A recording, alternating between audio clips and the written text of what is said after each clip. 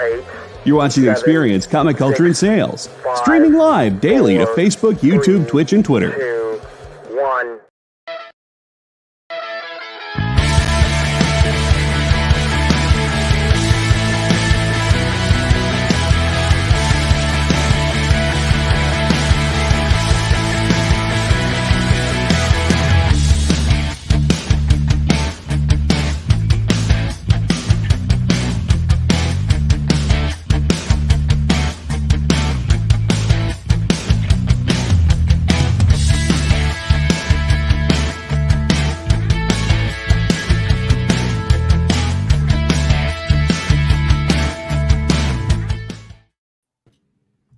Hey, happy Monday, guys. What's going on? So I am alone because John is on vacation again. Robbie is in a particularly good mood. I think I might know why. So Robbie has been nominated for the best hair category. Yeah, I have. And amongst other awards too. In fact, I was nominated 6 times, which may be some of the most nominations that somebody got this year. I don't know. I don't know if it's the most. Bueller told me he believes it's the most, but I don't know. So please go to cbcawards.org and vote for me in all the appropriate categories. Best channel, overall channel, best comic book review, best collaboration, best hair, and of course, best ongoing series. So I would appreciate that, everybody. Yeah, ignore the rest of it. Just the best hair. That's no, okay. Vote for me for all of them. I want a clean sweep, baby. That's what we're going for. It's also Horror Fest time, finally. We started Horror Fest Saturday night, and tonight we're doing the entire Texas Chainsaw Massacre franchise. So this is such a great... What was Saturday? Saturday was the 1980 movie Maniac. That's right. What about Best Beard? No Best Beard? Best Beard and Best Hair and Best Hands are all one category. On the best hair. Oh. It's any hair, which kind of makes sense. All right. Get that thumbs up, everybody, and let's start presenting stuff, because it's a fantastic Invincible Iron Force show. Yeah, we're talking about Robbie's hair right now, man. That you gotta get your priorities straight, right? Yeah, you know, you're right. I gotta leave. You have to go vote for Robbie's hair. Please do, Nick. I would appreciate it. So, hello to everybody in the house. Let's see who's here. I saw Ron was here. What's going on, Ron? Preston in the house. Dwayne's a pain. What's going on? Mill Skills. What's up, buddy? So Marcus, yo, bud. Clayton J. So thanks for joining us today. So I did finally see The Flash. Oh, what'd you think? I gotta admit, it was better than I thought it would be. But after all the bashing that took place, my expectation, the bar was very, very low. Right? So I found it entertaining. Enough, I didn't feel like I wasted 2 hours of my time. Yeah.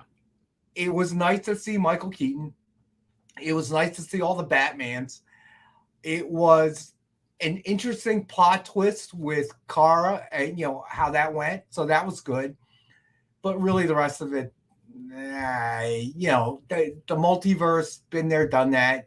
I think it would have probably done a little bit better if they released the movie according to the schedule that they had before, because it would have been right in the thick of the multiverse kind of thing, coming out of MCU. Yep. But after delay, and then all the bad PR and everything else, it was like, you can throw Michael Keaton in there as many times as you want. It's not going to save it. So, that's kind of the way I see it. Yeah, I had fun with it. I didn't think it was the greatest thing ever, but it definitely wasn't the worst thing ever. I actually liked the core of the story too, like the idea of Barry learning that he needed, because he was kind of feeling like he'd made some bad decisions and he was kind of a loser. And then he realizes by meeting his younger self that, no, I'm making the right decisions, because sometimes it's the tragedies that lead us and mold us into who we are, and sometimes those are better people. If that makes sense. Well, I think it's Michael Keaton Batman that pointed that out, but yeah. I didn't like. Sorry, Mill Skills. Ezra's acting was, it was okay. I always thought he was a decent actor. It wasn't a question of that, but with everything else, it's like, dude, you're not exactly Academy Award winning stuff. But all in all, I got to tell you, I was not disappointed, but then it would be very hard for me to be disappointed. It was just the bar was so low after all the bashing that I was like, yeah, that's pleasantly not bad. Out of a rating score of 5, what would you give it? 2. Oh, okay. 2.5 maybe. 2.5 maybe. Okay. Yeah. I mean, again, there are very few 5s in my opinion that I've seen. I could pick maybe a handful through the years that I felt like were a 5. So, yeah, right, TJ? Spoilers, exactly. So in the end, yeah, well, Jenna, I would agree with you, but a smart Ezra and a dumb Ezra, that doesn't work. There is no, you never cast them. You never cast that guy because he comes across as a stoic, experienced, smarter guy. And I don't know. I felt like that didn't work. But I don't know. At this point, I don't know that there's anything Ezra Miller can do that would take that taint out, if you will. If none of that happened, how would you feel? I don't know. Maybe my opinion would be different. But I did see Ron in the house. So we're at, to help out our buddy Ron, we're going to start with cover sketches. And Jay, are you ready for that yet? I know I got you pricing a little bit late today, so I apologize for that, my friend. But you tell me. Everything's good. Remember, we're in the second folder, so when we need to go to commercial, just give me a second to switch back over. Gotcha. Okay, so we're going to start off with Star Trek Green Lantern #1, signed with the famous Kirk Spock Wrath of Khan cover sketch by Paul Maitland. It's just a retail of $149.99. And we've got it for $82.19 for 1982. Ironically, I saw the new Star Trek 2 where they mangled that whole scene. Oh, I hate that. We were just talking about it. It was just like, dude, that was the scene. And they had a whole nother movie to bring Spock back. Yeah. And they kind of tried to fix that in the last 10 minutes. They took all of that emotion, that whole scene. What was the point? Yeah, and then they thought they were being clever by just reversing it, right? And having Kirk being the one that's dying and all that kind of stuff. But this is a glorious cover. One of the best Star Trek moments ever. It still is very touching, even knowing that Spock's fine after the next movie. But what would be really cool is to get the same artist to do the same type thing on the same book, but with Hal and Sinestro. Can you imagine that? That would be really dope, too. That's not a bad idea. Yeah. But ironically, I just saw the Star Trek movie again on cable. Or a live stream. And I remember I'm watching that scene going, man, they really mucked that up. You had a moment there and they lost it. Yeah, I didn't really like that movie just to begin with. Like Benedict Cumberbatch, I thought he was fine in the movie, but they were trying to hide. If you remember, they were trying to hide the notion and idea that he was playing Khan, right? Like they were like, oh no, they wanted it to be a surprise or something. We all knew that. There's something in that movie that doesn't have the power, obviously, of Ricardo Montalban as Khan, right? But Wrath of Khan's one of the greatest Star Trek movies for a reason. Oh, no. What's up? Yep, I just blanked out again, didn't I? Oh, I don't know. I was talking. Yeah, I know you were. So what were you saying anyway? I do want to hear this.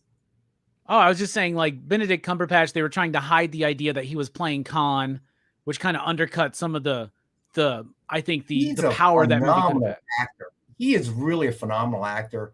He's no Ricardo Montalban though, right? Yeah. Yeah. It just didn't work. I don't think that you can go back and make that work. He played a very unique role. That he was in the original episode. So there was, and you tried to switch him up, and I don't know. Too intellectual. I don't know. The whole movie just didn't work for me. Yeah, it didn't work for me. So Marcus need to be Khan. Yeah, probably. So, but all right. Next up, we have a lot of sketch covers tonight. All right. So we have 2 connecting pieces. All right. So first one is Superior Foes of Spider-Man #1. and Superman Doom #1, signed with Spider-Man versus Superman cover sketch by Joe Del Beato and Mariano Nicieza. And of course, this is the classic cover. Suggested retail of $199.99, and we've got this one for $100. This is interesting choices on the color. So is this like black and white, almost kind of a vibe, but then you got the purple and the red behind it? That's pretty neat. That's Mariano with his creative freedom, if you will. Like, what markers do I have the most of? that aren't dried out. So he wanted to give it a different look this time around. Oh yeah, that's cool though. A similar piece like this, but it was all colored out. So this one's a slightly different take. Yeah, that's interesting. All right, so then we've got Fantastic Four #1 4 connecting cover set, signed with Fantastic Four cover sketches by Zap Brandonelli and Mariano Nicieza. So this one is a four book connecting cover set. Suggested retail of $399.99, and we've got it tonight, all 4 books, for $196.10. Nice. Obviously, one of my favorite properties in comic books ever is Fantastic Four, so that's pretty dope. TJ, I would agree. The Kelvinverse movies kind of waste a lot of talent. They really just didn't take it where, I don't know, it could have gone. And TJ says they're making movies that are not Star Trek. Well, it could be argued, right? It could be argued that they stopped making movies, Star Trek movies that were like Star Trek after the first one. Because like with Wrath of Khan and onwards, they're kind of going with that like space battle, Star Wars-y type thing, which was never really inherent in the original series, right? Those are more about like mysteries and exploring, and that's what the first movie did, but it didn't work. Then they kind of Star Wars'd it up a little bit and had a very successful run throughout the 80s. You know, what I found interesting, one of the old stories back from the original series, is the reason they implemented the transporter was a cost issue. They didn't have the budget to film scenes landing on a planet, taking off from a planet. So they figured, let's incorporate the transporter device, and people just beam in and out. Yeah. But then with that sound effect and the slight visual effects that were like, it became iconic, the transporter stuff, right? Yeah, absolutely. So it was a cost-cutting measure, but it worked. That's for sure. All right. Next up, we have X-23 #1, signed with X-23 cover sketch by Ken Haeser. Suggested retail of $99.99. It is a best offer item starting at $50 tonight. I absolutely love how she's wearing the Wolverine mask in between the claws, but not outside the claws. That's such a cool effect. It is. It's amazing when, well, you've been here when Ken's been here working on stuff. It's just amazing. Oh, yeah. No reference point, nothing. He doesn't even need to measure the size of the, what he's doing. He just has an instinctive gift. I don't know. Call it what you will. All right. And then finally, we have ROM #1, signed with ROM cover sketch by Ken Haeser. Suggested retail of $89.99, and we've got it for $40 tonight. Blockbuster price. How cool is that? ROM by Ken Haeser. For the cover sketches. All right. I love this ROM one. That's amazing. So, and you guys are,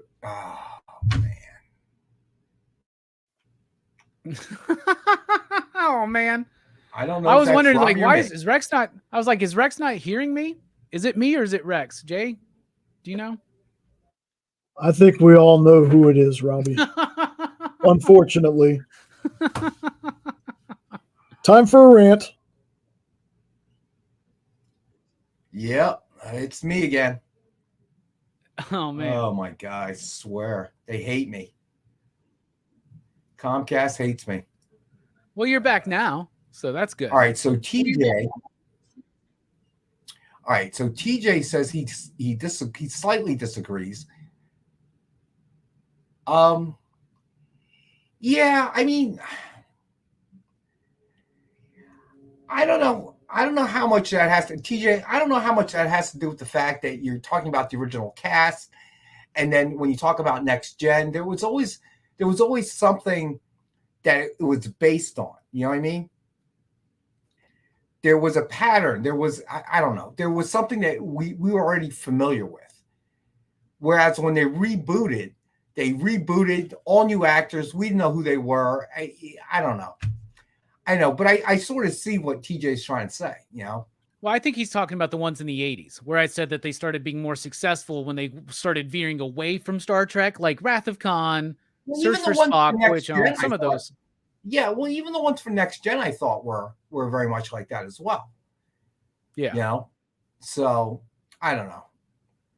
Thank you, guys. Preston, Lyle, thank you, guys. I appreciate that. Throttled. Thank you, Jay. I know. They hate me, dude. And the funny thing is, when we bring that little MiFi card in, all we got to do is put it there. I never even link up to it. Everything clears up. It's as if the router knows that we're threatening. Okay. It's crazy. But yeah, I guess. I don't know. Clayton J, I watch it every night, dude. I got to tell you, every night on what's it called? Heroes and Icons. It starts at 8, original series, Next Gen, then Voyager. Oh no, not Voyager.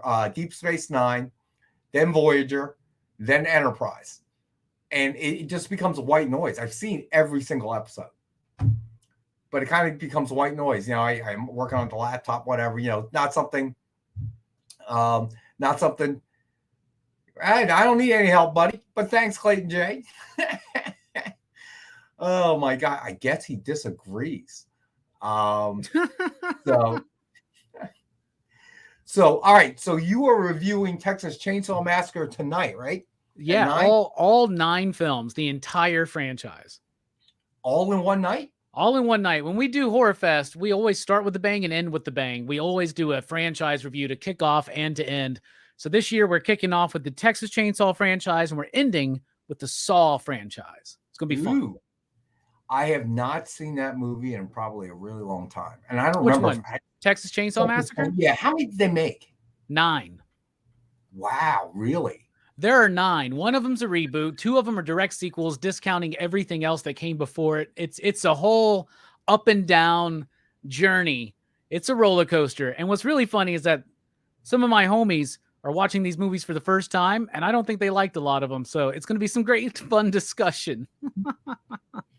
Oh, that's part of the fun. Oh, Preston, 9 is nothing. We've done the entire Hellraiser franchise. That's like 12 films. We've done all the Halloweens, all the Friday the 13th, all the Nightmare on Elm Streets. That's 9's easy. What Netflix? What did Netflix do? Did I miss that?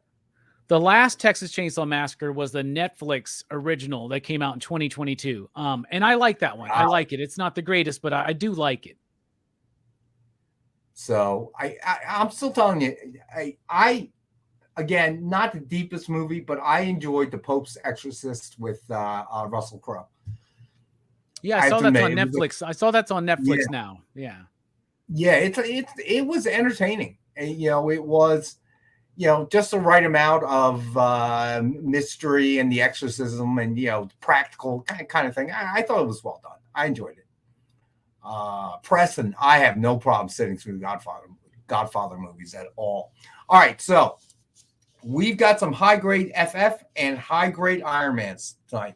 All right, so let's get to it. All right, so first and foremost, we got Fantastic Four number 157 from 1975. This one's a 9.2 featuring the Silver Surfer, and we've got this one for 50. And Alex, what's up, buddy? Nick wants me to sit here. Okay, you sit here then. All right, so then we've got Alex. Hi, Robbie. We've got Fantastic Four number 164 from 1975.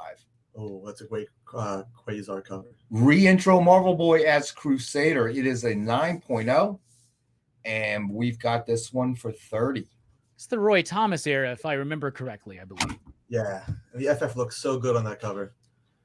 They had that 70s logo. I love that Fantastic Four logo from the 70s with the circles with the different characters in it, and I like that. But I do like the classic logo the best, but this one is nostalgic as well. So, Jenna, I've watched them so many times. I don't know if I go through another one. Preston, do you allow bathroom breaks? That's 10 hours of fun, though. Yeah, 10 hours of fun. Yeah. Just extended. All right, next up we have Fantastic Four number 165 from 1975. Origin Crusader. It is an 8.5, and we've got this one for 25. It's not a Marvel Boy / Crusader / Quasar cover without the hand beams. That's true. What about the thing running up a wall too? How cool is that? You don't see that enough. Oh, I didn't know that. Today's Jack Kirby's birthday. Yep, he would be 106, 106th birthday for Jack Kirby today. Yeah, that's old. Wait, Jenna, question: What do you eat when you watch Lord of the Rings? Do you eat second breakfast, third breakfasts? You eat elfish bread, right? It just explodes in your stomach and just gets bigger. A little bite. All right, next up we have Fantastic Four number 172 from 1976. The Destroyer. It is a Kirby cover, Definitely. Galactus Kirby cover. It is a 9.2, and we've got this one for 24. Look at those Kirby sparkles. Crackle, Kirby crackle. And then the other thing is, like, what's better than 2 thrusters on a spaceship? 3. 3. Because why not? All right. So then next up, we've got Fantastic Four number 173 from 1976. Also Galactus, also Kirby. It is a 9.2. And we've got this one for 24. That is a great Galactus cover. I don't see that too often. That's a great Kirby Galactus. It's interesting to do the white highlight around the face like that. It actually looks really cool. Oh, yeah, on the face. Well, it's interesting that it's a full white background too, and it's just the characters on white instead of it being a space background. I mean, there's probably I can probably count the number on one hand the amount of Galactus covers on a white background. Kirby only had 5 minutes that afternoon, not 10. So he was just like, let's make Galactus as big as possible, no background. Rob Liefeld sees it and goes, let's run with that. All right. Turning it up. But these All go right. to 11. Next up, we have Fantastic Four number 175 from 1976. Galactus High Evolutionary and Gore. It is a 9.0. And we've got this one for $19. That's a great Bubble Boy cover. And they got some of them Quasar hand beams, man. Oh, look at that. Female Galactus, does that quantify as the golden oldie? Now, they did a female Galactus. It was Galacta, right? Like Daughter of Galactus or something. They did a book about that. Yeah, Was it- I forget. I think that was like, what, mid-2000s or something? Yeah, was that like a Marvel manga thing, I think? Something like that, maybe? I don't remember. Got me stumped. All right. Next up, we have Fantastic Four number 200. Also Jack Kirby. Dr. Doom cover, obviously. It is a 9.0, and we've got this one for $37. This is a great issue. Love this issue. I've had this issue for a long, long time, and it's always been one of my favorites. I mean, Doom on the yellow background. What's up, Sheldon? Just makes everything pop.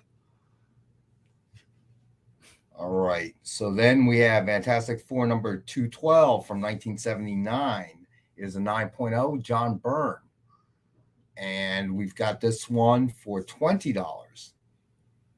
Is John Byrne homaging Michelangelo's painting there on the 16th chapel right there? Is that what's going on with Airwalker and Galactus? That's pretty dope. Right? It sounds somewhat sacrilegious. And just a reminder, don't forget to vote for Robbie in all the categories, but most importantly, best hair. Thank you, Rex. You know, I will vote for you in every category except best hair. Oh, come on, man. I gotta check out the other dudes. I gotta check out the other dudes to see what their hair is like, man. I Okay. can't just blindly vote for you, bro. I'm just All saying. I gotta be honest. All right. When you see the nominees, I'm sure you'll change your mind, but it's all good. We shall see. We'll discuss it later on Friday. All right. Fantastic Four number 232 from 1981. Also, John Byrne work 9.2, and we have this one for 18. Classic John Byrne issue. Yeah, this was when he officially took over as writer and illustrator and the start of his official run as the sole creator. Such an amazing issue. When I decided I wanted to collect as many Fantastic Fours as possible, I decided I would go back to this issue because it was that official start for Byrne as writer and artist, but this happened to also be released May 1981, the month I was born. So this book means extra specialness to me. So y'all should buy this because it's worth it. Hello to Steve Vendetta and Figure Drawing. What's going on, guys? Marvel has definitely reprinted this multiple times with True Believers because it is definitely a classic John Byrne issue. Yeah. You know, I mean, it's like Annihilus is blowing out the candles on the cake and the Fantastic Four. All right, Clayton J is claiming 232. You got it, buddy. It's Diablo though. It's not Annihilus, but it looks like him a little bit. I see what you're seeing, but it's Diablo, and it's like it's this weird tradition now that a lot of Fantastic Four writers will come in and their first story will involve Diablo for some reason, and I don't know if it's a reference to John Byrne or not, but it should be. All right. So next up, we've got Fantastic Four number 286 from 1986. Second appearance of X Factor, Return of Jean Grey. It is a 9.2, and we have this one for 18. Now, this book is awesome. I mean, this is somehow a classic key Jean Grey issue that's not an X-Men. I mean, you can't read X-Men without reading this issue. I mean, she this is where she comes back from being in the water and after her quote-unquote coma. Gotcha, Clayton. Sets up the whole X Factor book, right? So the whole series. It's a crossover with some X-Men stuff too, if I remember right. Yeah. They basically get her pod out of the water, and she comes out of the pod. Yeah. All right. So, Jay, what's going on, buddy? Sorry, man. I can't feel like it's Wednesday. Rex has had a long weekend, everybody, apparently. So no doubt. We're gonna go to our first break. Give Jay a minute to flip over. It's gonna be like that tonight, Robbie. I'm telling apparently so, brother, man. You've never needed John Cole more. It's okay, Rex. There's JD and Kyle, so JD, Jay, Jenna. I mean, come on, man. Can we hire some people with K starting names or something? Like, move down the alphabet here, Mr. Producer. Preston, not enough. Not enough, my friend. All right. We're going to take our first break. We'll be back in a couple minutes. According to a statistic that I just made up, people spend 4 hours a day changing the television channel. People who watch The Experience don't do that. Save yourself a ton of time by tuning into The Experience and enjoying our new original programming 7 days a week. And then tell your friends. Think about the money they could save on batteries in the remote alone just by tuning into The Experience. Find out more by scanning the QR code below. Did you know that every Experience show, including some exclusive content, streams on Twitch? Check it out. Twitch.tv/the_EXP. Or just scan that QR code. Do you remember what it was like when you were a little kid and you got a letter in the mail? Now imagine that letter was filled with information about your favorite shows, pop culture questions, links to things you're going to want to see later, and even sneak peeks at upcoming programming here on The Experience. That's what the EXP mailing list is. Every week, we send you sneak peeks, information, and all of the relevant links for all of the shows you want to see. Sign up now on our website or scan the QR code that's on your screen right now.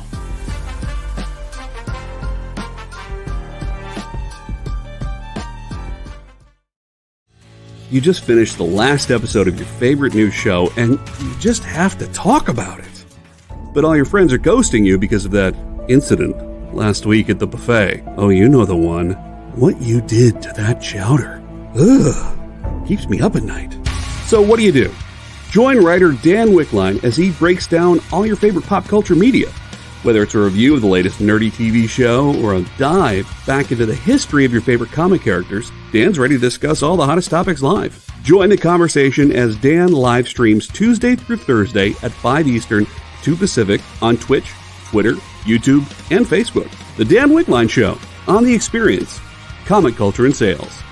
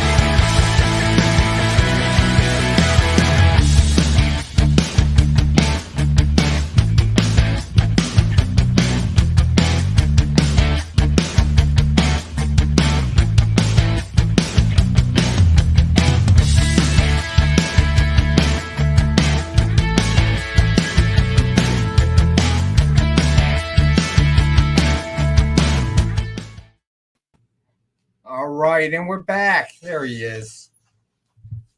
All right, so let's do, I guess we've gotten far enough. Let's do a quick Rex cap. Right. Thank you, Jay. All right, here we go. So we start off with Star Trek Green Lantern #1, signed with Kurt Spock, Wrath of Khan cover sketch by Paul Maitland, which turned into a huge conversation. This is, of course, the critical scene, and we talked about how it was ruined in the remake.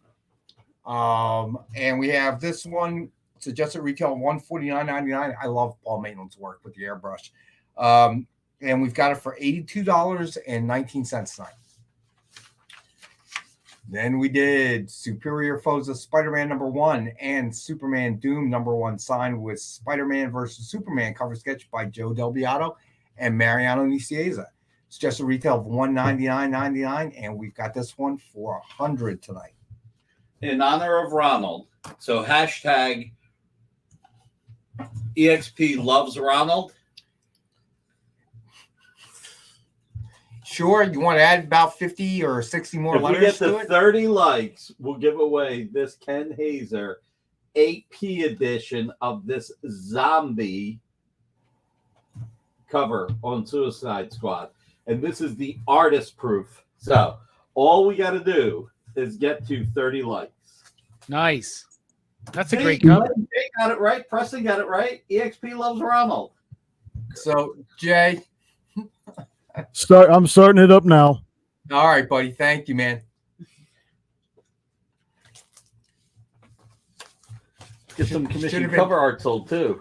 Should have been hashtag EXP wants Robbie's hair. Robbie, when are you sending us your commission cover art to put up as a giveaway? Oh, very soon, Nick. Very soon. I'll be working on that very soon. You ever see those trading cards that have a lock of hair in it? Yeah. Should I just do that? Yeah, I can send us this one little lock of hair. We'll put your face on. Actually, on no. Vaporella's I'm body. sorry. Hold up. Only if you win the category, buddy. We don't want no loser hair here. Ronald's in the house. Ron, what's up, buddy? We thought you left. We just wanted to tell you we loved you. So. All right, so Ron, did you see the cover sketches? Just want to find out. The zombie one that you see, the Suicide Squad, that is the giveaway. Amy CCA already went out. Oh, I know. All right, so and Ron, if you want me to do, you know what? I'll go back and do the. You know, and honestly, every time that anybody's ever mentioned those cover sketches, I'm just like, whatever, we'll just make a bit out of this. But now that Nick's mentioned it, I'm like, man, I really got to get on that. I got to get on that now. All right.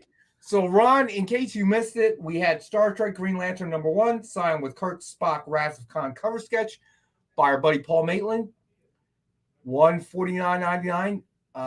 Okay. All right, you got it, Ron. Hold up. You were here. I wasn't sure, buddy. All right, you are all right. So Ron's claiming this. You got it, Ron. All right. So you did see the you did see the Star Trek, and hopefully you saw the Superman Spider-Man. All right. The next up we got X-23, #1, signed with X-23 cover sketch by Ken Haeser. It is suggested retail $99.99. It is a best offer item, starting at $50. Then we've got ROM #1, signed with ROM cover sketch by Ken Haeser, suggested retail of $89.99, and we've got that one for $40. All right. Now let's get through the FFs. Oh, good to hear, Lyle. Nice. I'm glad you're home, buddy, and hopefully you found everything okay. I don't know how many people were affected in your neighborhood, your area, but hopefully not too many, buddy. Round guy, yes. This is where all the cool kids hang on Monday afternoon. Well, those that have good hair anyway. Jay just lost power best with me. I think he's trying to say bear with me, probably. Oh, okay. Gotcha, Jay. So if Comcast gives us a problem, what happens? If Jay's out and we're out. Then it's just the Robbie show, and I'll be The talking Robbie about show. hair and I'm micronauts. going home. Have that long-awaited drink. All right, Robbie will spend the rest of the show talking about his hair. His And then luscious Jay's Power hair. never comes back on, and I'm just streaming for hours and hours. The Robbie Sleep Show featuring Robbie sleeping. Talking about hair care products. You need a sponsor for that. I need my own line. That's what I need. Maybe if I win, maybe somebody will approach me with an idea to. Maybe we should come up with the Rockin' Robbie Dynamite hairline, like Vampirella hair conditioner and Red Sonja. I just saw some guy on Today's Show this morning that invented this whole line of men's hair care or skin product, all that stuff. I think you can do it, Robbie. Some like hair pomade that smells like old comic books or something, I think you need a marketing guy to help you. Okay, maybe. You just be the face guy, okay? Well, I got a homie who's in charge of sales and branding for an esteemed publisher in this industry, so maybe I can chat with him about it. All right. So finish up the Rex cap. We had Fantastic Four number 157 from 1975. It is a 9.2, and we got that one for 50. Wow. Everybody that's watching, I'm just reading what Lyle wrote. Power lines, I lost my, oh, wow. Oh, Lyle, I'm so sorry, man. But I am glad you and your family are okay. All right, next up we have Fantastic Four number 164 from 1975. It is a 9.0. Re-intro Marvel Boy as Crusader, and we've got it for $30.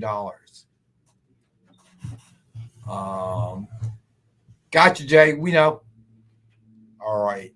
I don't know how he's keeping us on the air. Actually, when Jay has no power, okay.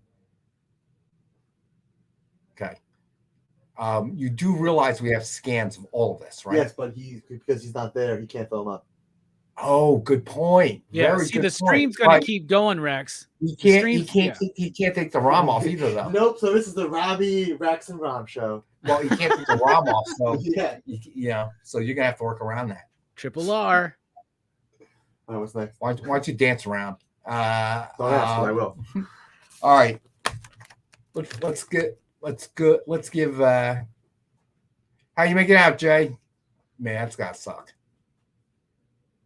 There's a lot of dialogue on this book, so while we wait for Jay, may I read the dialogue? Sure, Yeah, that seems to be your thing. Fantastic Four, the world's greatest comic magazine.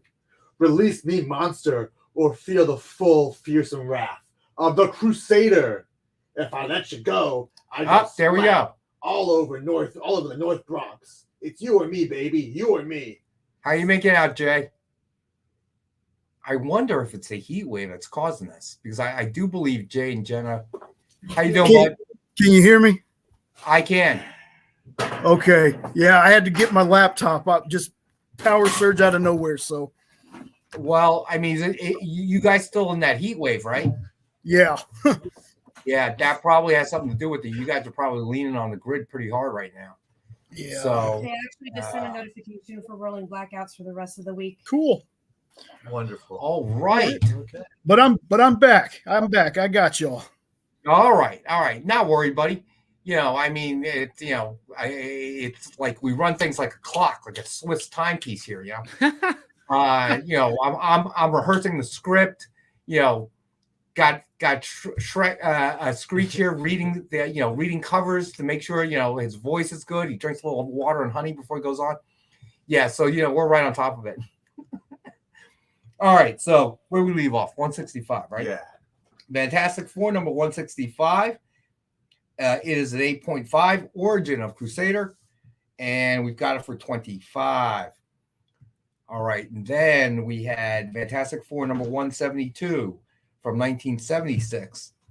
Did he just do a flex? I was doing what he was doing on the cover. You should have heard it. He tried to do a Nick Cage voice impression earlier today. Sounded a lot like Shatner, but gotta give the kid A for effort. All right. So then we have Fantastic Four number 172 from 1976. Galactus Kirby cover. Got this one for $24. Then we've got Fantastic Four number 173 from 1976, 9.2 Galactus Kirby. And we've got the one for $24. And don't forget, with the imminent arrival of Galactus to the MCU, these covers, these comics, they're going to just keep going up as we get closer and closer to that inevitability. Especially the Fantastic Four ones, because Galactus was really, I mean, obviously heavily in Fantastic Four and not many other crossover titles till the late 70s, late 80s. So lots of good books here. Hey, Johnny Brown, we're gonna hop to Iron Man in about a second here. Duelist 57, what's up, buddy? All right, so we're right now we're doing a Rex cap or a recap. So we're almost through that. All right, so we had Fantastic Four number 175 from 1976. Galactus High Evolutionary Gore. It is a 9.0, and we had that one for $19. And then we had Fantastic Four number 200 from 1978. 9.0 Jack Kirby. And we have that one for $37. Oh, there we go. All right. And then we had Fantastic Four number 212 from 1979. 9.0, and we've got the one for $20. And one last FF book. We have Fantastic Four number 353 from 1991, first appearance of Mr. Mobius. It is a 9.2, and we've got that one for $30. So in case anyone doesn't know, this is the first. Yeah, Mobius. So our producer Jay is in the Texas area, so they're experiencing rolling blackouts, unfortunately. So, and unfortunately, probably experiencing one right now. So this is a Walt Simonson cover, but this is the direct version, not the newsstand. And what's cool about the direct version on this book is this is actually the first cover appearance of Morbius, Mr. Morbius, not That's Morbius. A little bit to your left, buddy. But only in the direct version, because this would be replaced by a barcode in the newsstand. It's a great cover too. Like the Simonson run on Fantastic Four. It was very short-lived, but very underappreciated, I think. Do you know what number Simonson started FF on? No, it's 330 something, maybe 320 something. Just like Thor, 337 for some reason. Oh, word, awesome. All right, so there we go. Okay, so let's get to Johnny Brown was interested in the Iron Man, so let's get to those. All right, so first up, we've got Iron Man number 120 from 1979. I don't know if Jay's having more difficulty, so give it a minute, and then I'll white it up. It is a 9.2. First appearance, Justin Hammer. What number? It is 120. We've got the one, it is a 9.2, and we've got the one for $28. This is such a great Submariner Iron Man cover. You telling me that this is the first appearance of Sam Rockwell in Marvel Comics? That's awesome. There is a new artist edition of Walt's FF coming out soon. I bet that's going to be amazing to see. Dwayne's a pain. All right, buddy. You got it, man. Yeah, it's Namor, by the way, Rex. No, it's not. Namor. That's Namor. Potato. All right, next up we have Iron Man number 125 from 1979, James Rhodes. It is a 9.2, and we've got this one for $34. Not only that, but it's guest starring the all-new Astonishing Ant-Man. And it's the first appearance of Tony Stark as James Bond. All right. Next up, we've got Iron Man number 150 from 1981. It is Dwayne wants 10 pack. Sorry. You got it, Dwayne. Awesome, Dwayne. Thanks, man. Oh, this cover. This issue. This is like iconic. Just such a great issue. Dr. Doom, Iron Man, back in King Arthur's day. Come on. All right, so then we've got Iron Man. All right, so this one is 34. It's a 9.2. And then next up, we got Iron Man number 150. That's on screen now. Oh, that's on screen now. Yeah. Iron Man versus Doctor Doom. It's a 9.2. We have this one for 90. This book is hard to get in high grade. I mean, that is a very, very dark black cover, and it usually the register is usually over, so you don't usually get the white on the spine for this book. So getting this book in high grade is very tough. All right. So then next up, we have Iron Man number 169 from 1983, featuring the new Iron Man, 9.2 as well. And we have the one for $18. I can't handle it anymore. You be Iron Man. You know, when I was a kid reading these things, like I didn't understand what they were doing with the coloring to show the highlights on black hair. So I straight up thought Superman and Tony Stark had blue hair. Like I just straight up was like, and then then when I realized what was going on, Psylocke, I was always like, nah, she doesn't have purple hair. That's like the lighting or something. Yeah, what is cell shading in comics? All right. So next up, we got Iron Man number 200 from 1985. It is 9.2. Hey, Sean Butler, what's up, man? John Stout in the house. Big John Spilios, what's up, buddy? I believe this is the first time Obadiah Stane becomes Ironmonger. Yeah, I think it is too. It's actually the defeat of him too. I think it was very short-lived, but this is. All right, we have this one for 26. So this story would have been what the original, or would have been what the original Iron Man 2008 movie would have been adapted from, more or less. But yeah, at least with Obadiah Stane. Yeah, and when I was first started reading Iron Man, this was the era, right? And it's like I love that Silver Centurion suit. Like I still love that thing so much today. So let's see. John Stout. Sorry, man. Sorry you don't feel too good, buddy. Man. Yeah, that sucks. That kind of stinks. All right. So finally, last one. Iron Man Annual number 5. It is a 9.2 featuring Killmonger. And we've got this one for $18. Black Panther also. All right. So towards the end of the show, let's see if Jay's power pops back on. But so towards the end of the show, do you have any of the back issues? Do you want to do your little speedy thing and then you can read the covers? The question is what titles do people want to see? I mean, at this point right now, I have a few things in the pipeline. Well, you don't want to leave it open like that. I know. Yeah. Like, why don't you give them some choices? Yeah, would you guys want to do more Fantastic Four? Or would you guys want to do Marvel titled books? Marvel Presents, Marvel Team Up, Marvel 2-in-1. I think actually I like that. I want to do that.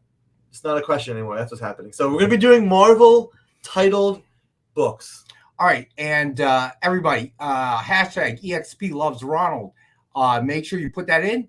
The giveaway tonight is the Suicide Squad sketch cover that you see right next to me on the bottom shelf. All right, that's going to be the giveaway, and we'll do the drawing as we get a little bit closer to the end there. All right, guys. Just in case it didn't go through for any technical difficulties, make sure you enter in the correct hashtag again. EXP loves Ronald. Have we hit the 30? Explodes. Yeah, we'll get there. Explodes Ronald. Now we need to get to 30 likes, but we're one away, so I don't really see a problem here. So if there's anybody watching that did not hit the like, put us over the top there. There we go. We're over. All right. I knew it. I wasn't worried about that one. All right. So let me see here. Oh, we have incentives. Jay, you still there, buddy? For the time being, yeah. The incentives are the ones from last week. Do you have the picks for that, or were they the Amazing Spider-Man ones? Yeah. Well, you know what? Screech wants to do it because he wants to read covers. So okay. All right. Yeah. So you want to do your cover thing, bud? Yeah. Tell me what's first, and I'll show. All right. The Amazing Spider-Man number 32, 1/100, the Disney 100 homage. Okay. So This is. Oh wait. Okay. Oh, actually, what is the homage? This is Spider-Gwen. I'm not sure the actual issue number to this. Edge of comic. Spider-Verse number 3. It is right? Amazing It is number Spider-Man 3. number 32, 1/100, Paris Sonoto, Disney 100 homage black and white variant. It's not number 2, but this is a great duck cover as Spider. Actually, this is the only female Disney 100 cover they've done. That's a single image. Everything else has been the group or just the boys. So get Thanks, Two Gun. female ducks on. Didn't they All just right. do the Captain Marvel one with Minnie though? Sorry, I was off last week, so my head's been. This is the second Disney 100. This is the first female duck cover. Yeah, the first female duck. There we go. There we go. All right. I luckily I carry a trank gun. I may have to shoot him before the show's over. All right, so trading for 120, and we've got it tonight for 100. Yes. All right. Next up, the Amazing Spider-Man number 32, the 1-in-25 ratio, the Gleason variant. I call this the Spider-Man dodging sphere cover because that's exactly what it is. No, Where's that's that all it leg is. coming It's a from? great Gleason cover. I don't know, but his chest. That's like Did you ever see- McFarlane-esque, man. That's awesome. I love it. You ever see Alien when the chest buster pops out? Now imagine it's a leg. So they were out of human tranquilizer at the store, so I bought this horse trank stuff. Hopefully it doesn't kill him. That's what that thing was. So this is the 1-in-25. Trading for 15, and we've got it for 10.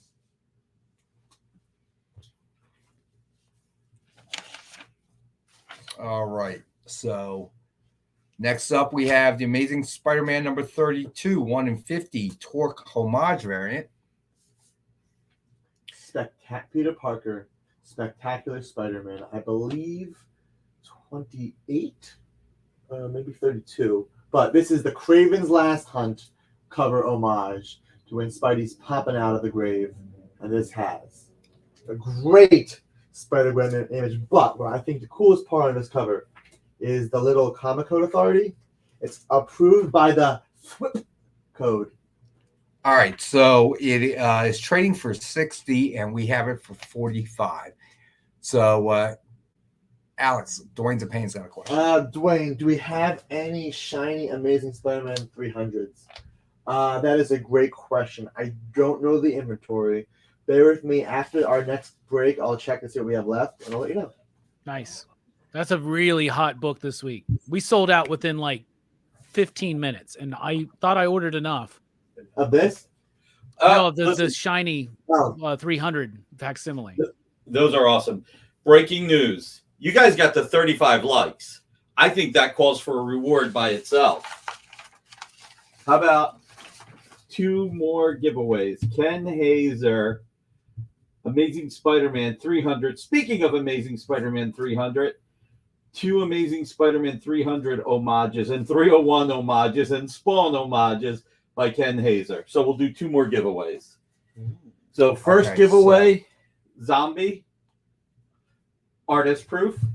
Second and third giveaway, Panther and Nyx. Nyx number 1. Yeah, I don't quote me on that. Nyx number 2, Panther number 1. All right, so make sure that you put that hashtag in. We're not going to change the hashtag. TJ, that's a good one. All right, so let me see. Where do we leave off? All right, we might as well finish up before we got to go to the next break. Yeah. Immortal Thor number 1, 1-in-100, George Perez, Virgin variant. Trading for around 100, and we've got it for 50. Hey, JD. So there is no date under his signature. So I don't believe this is an actual, technically an old hidden gem that was specifically an old image. But I think they found an old Perez Thor image. And this is just such a great, just like a great classic Perez Thor. No trade dress. So you got the whole thunder, all the lightning. And if you haven't read this book yet, Al Ewing like knows, like even like halfway through the issue, you know that Al Ewing knows Thor already. He knows the character, and you can tell this is going to be quite a fun series. Definitely different than Donny Cates' last run. This is going to be a more Marvel hero-esque run. It's going to be very excited to see where this goes. All right. Then the last one, Immortal Thor #1, 125, Stonehouse variant. This is a cool color. I mean, obviously you got a great image of Thor, but the way he's moving and the way the background looks, like he's flying, I like it a lot. All right, so that's trading for 25, and we have it available tonight for 18. All right, cool. So Jay, and JD Bear's in the house now too, so I'm really gonna get confused. All right, Jay, I know we got to go to our next break. I wanted to give you a little time there to make any flips. How are things going over there? Winging a prayer right now, boss. It's hot spot on my laptop, so hopefully I can last through the show. Well, you know, you could start pedaling for power, right? Don't you have one of those hookups from Gilligan's Island? Oh goodness, I'm flipped over whenever you're ready to go on the break. All right, we're gonna go to our next break. Stay with us. We'll be back in a second.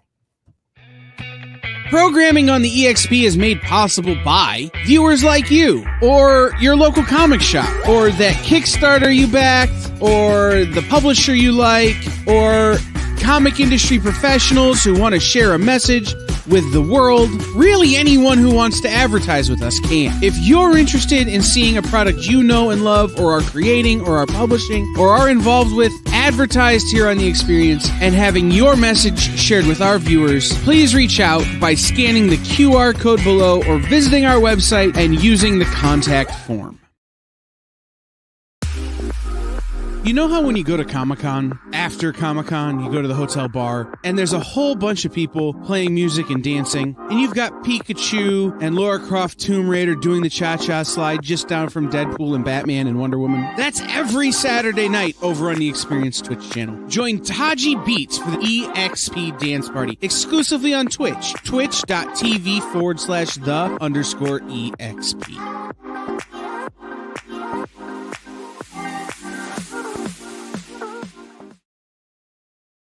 To be continued.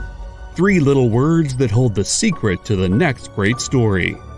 3 words that will thrill you, confound you, give life to new possibilities. Every variation of To Be Continued is a promise of adventure, a promise of excitement, a promise of unseen wonders and unexplored worlds. A promise that every issue you read makes you a part of a never-ending journey. And behind every page, there will be an unopened door waiting for you. This story to be continued at your local comic book shop. Visit comicshoplocator.com today.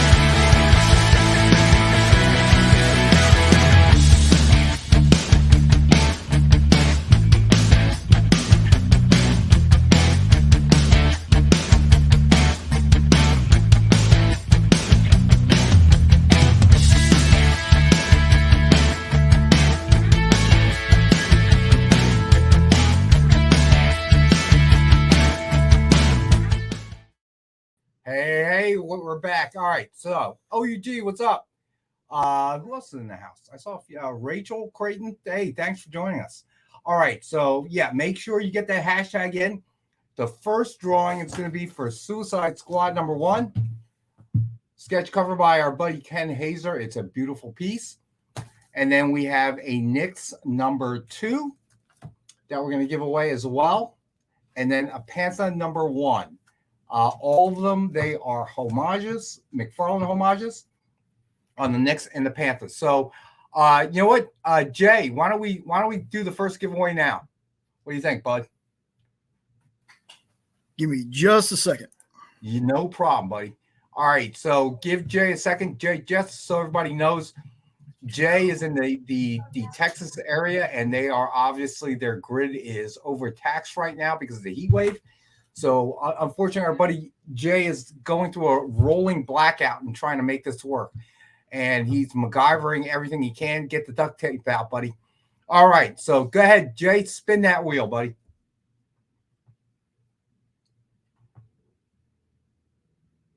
Oh, yeah, thank you, Marcus. Fill out the form if you win or if you claim anything. TJ, congrats. All right, TJ James. All right, man. Cool. All right. So that was the first. We have still 2 more giveaways for the night. What was that for the zombie sketch? Was that what that was for? That was the zombie sketch, yes. Nice. So way to go, TJ. So remember, hit the submission form, which is pinned at the top of the chat. And if you claim anything or if you win anything tonight, this way we know where to ship it, your real name, all that good stuff. All right. So if you've entered once, you do not need to enter again. All right. So we are going to have a bunch of books from Alex. And all right, let's go through the signed books now. Get through that. And we'll probably save the last bit of the show for Alex to go through. And then he can read the every cover that he presents, which he really enjoys doing. I'm not entirely sure why. If we're really, really lucky, he won't do his Nick Cage impression. But if not, well, I can't control anything here, guys. Sorry. All right, so here we go. Grimm Fairy Tales, Myths and Legends #1, DF variant signed with a true remark by our buddy Ken Haeser. As you can see in the right above our head, the werewolf remark. The moon. It is a best offer item starting at 20. Wow. This is really cool. This is actually the first Zenoscope DF crossover I've seen. This is pretty cool. And just to remind everybody, we have 2 best offers tonight. One is the X23 #1 sign with X23 cover sketch by Ken Haeser. Clayton J. All right, buddy. I got you. Oh, wait. You said it was best offer, right? Yes. All right, Don Johnson. Now I always keep it in order. All right, so Don Johnson at 20. Preston at 26. It's a great cover. I love the spot color on it as well. Then you add on the Ken Haeser remark. That's pretty dope. Oh, look at this thing in person. Preston at 26. All right. So far, Preston is in the lead. And come on, y'all. Show them that you need to see more Dynamic Forces Zenoscope crossovers. That's what we need here. Come on. Let them know. Get this price up. Let's go. All right. And the other best offer is X23 #1 signed with X23 cover sketch by our buddy Ken Haeser. And that's a best offer starting at 50. And nobody's made an offer yet. So you may be able to walk away from this at 50. One. That'd be a steal. All right. So Clayton went to 27. But Preston went up to 30. Gotcha, guys, Preston. real quick, if we break 40 likes, we'll add in another giveaway. Hey, you heard it. John Spilios at 35.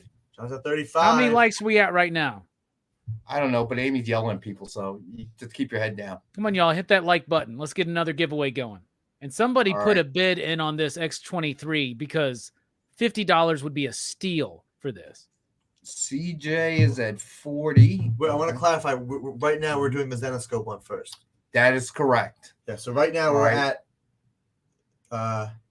40 on the Zenoscope Dynamic Forces cover. with CJ winning. Big John, CJ is at 40. So yeah, you know what? Like, yeah, put the Grim Fairy Tales back up, buddy. Looks like we're doing 4 for 40. All right. So Big John, CJ came in at 40 before you, buddy. So you need to come up a little bit. Like Jamie Big. All right, Don Johnson, you got it. Thank you, buddy. Nice. Real quick, this is the 4th giveaway. Purgatory. I think it's number 3. Hold on. CJ was talking about. Okay, CJ was. We just hit 40 likes, and then John is at 40 for the Zenoscope. Ah, there you go. So John's winning at 40. John may be answering my question then too about how many lights we were at, because he was already in the lead at 35. Why would he up it to 40? So exactly. Okay. So John is still 35. Okay. So CJ. All right. Thank you, man. All right. See, Big John Spilios. I put you back at 35. So the lead right now is at 35. Okay. Yeah, round guy. We're not gonna let Big John outbid himself. Can't let that happen. Everybody, thank Amy for suggesting that we do 4 giveaways for 40 likes. There we go. All right. So John, you are Amy. currently in the lead. Don Johnson, I got you down for the 50 to open up the X23. You got it, buddy. nice. And let me show. And I mean, I guess. All right. No one else's bids. Well, they may. We're not. It's not. So best offers will close 5 minutes before the end of the show. All right. And the show technically ends at 7:58, theoretically. All right. Let me show off what Amy brought in as the 4th giveaway. We've got Purgatory, issue number 3, line art from Biggs, and this is the Amazing Spider-Man 316, which is the first cover appearance of Venom. This is the 316 homage cover. Purgatory, issue number 3. Figure drawing, yes, it does. Anything that is a sketch cover that we produce will come with a certificate of authenticity, guaranteeing the authenticity of the autograph and the sketch cover, buddy. Yeah, that's the same for the signed comics, right? Same thing. That is correct. That is absolutely correct. You got it, buddy. All right, so let me finish out the signed books. And you get that nice DF sign, that seal on the back, right? Nice. All right, so next up we have Ultimate Spider-Man number 62, signed in silver by David Michelini, co-creator of Venom. Suggested retail of $69.99. We have this one blockbuster price at $40. Very cool. All right. And then we have New Avengers number 23, black and white variant, signed in silver by Olivier Copo, who happens to live in France, so he's a tough thing to get. And we've got it available for $69.99.